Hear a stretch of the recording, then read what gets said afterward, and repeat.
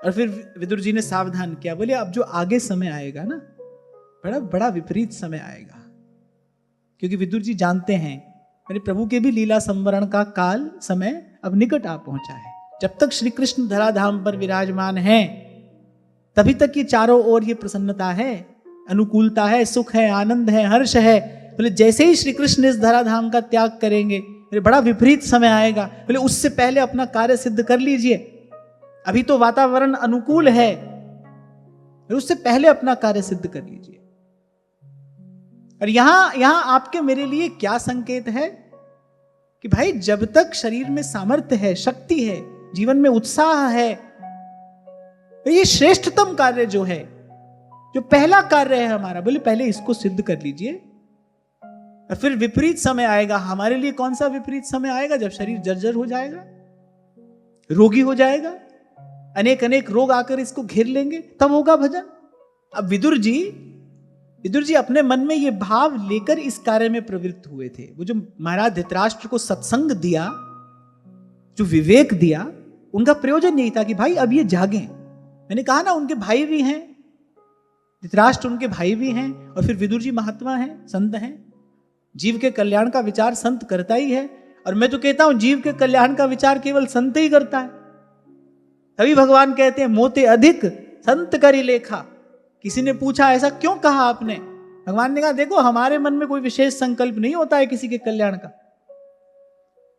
राधा स्मरणीय श्री स्वामी रामसुखदास जी महाराज जी बात कहा करते थे कभी कभी विनोद में, बोले भगवान के मन में जीव के कल्याण का संकल्प नहीं होता है।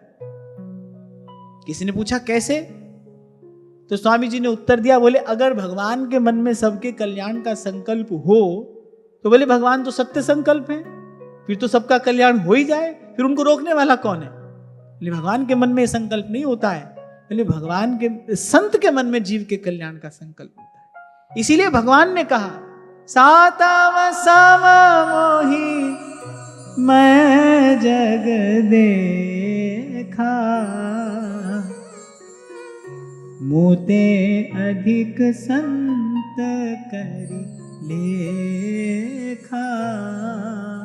अन्यत्र मोरे मन प्रभु अस विश्वासा, राम ते अधिक राम करी दासा। बड़ी सुंदर बात भगवान वेदव्यास कह रहे हैं। एवं राजा विदुरेणानुजेन प्रज्ञा चक्षुर्बोधित आजुमीढ़। धृतराष्ट्र के प्रज्ञा चक्षु खुल गए। जो अभी आपसे मैंने संकेत किया ना कि कभी कभी आंख होती है पर दृष्टि नहीं होती। सूरदास जी के पास आंख भले ना हो पर दृष्टि है, धृतराष्ट्र के पास आंख नहीं है पर विदुर जी के शब्द ने उनके प्रज्ञा चक्षु खोल दिए, सत्य का दर्शन होने लगा, सत्य का बोध करा दिया।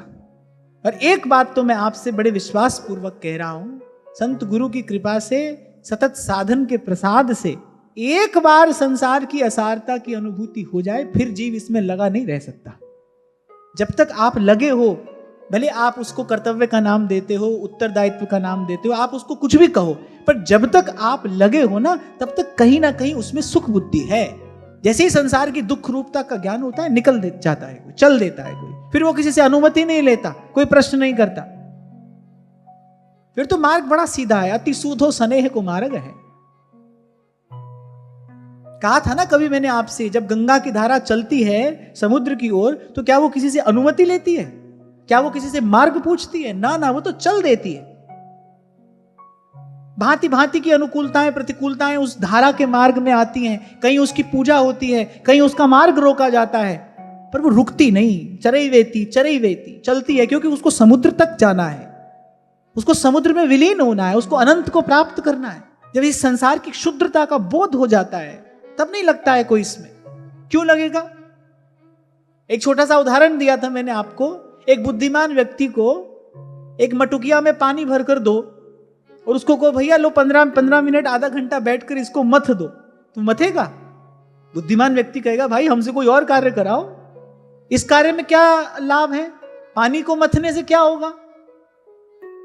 ऐसे जब ये बात समझ में आ जाती है ना, भाई ये तो पानी की मटुकिया है, आप मथते रहो इसको, हाँ हाथ में तो कुछ आएगा नहीं, फिर क्यों लगना है भाई इसमें? अब कुछ आएगा ही नहीं हाथ में, फिर इसमें क्यों लगना है? बोले वहां लगो। कहां?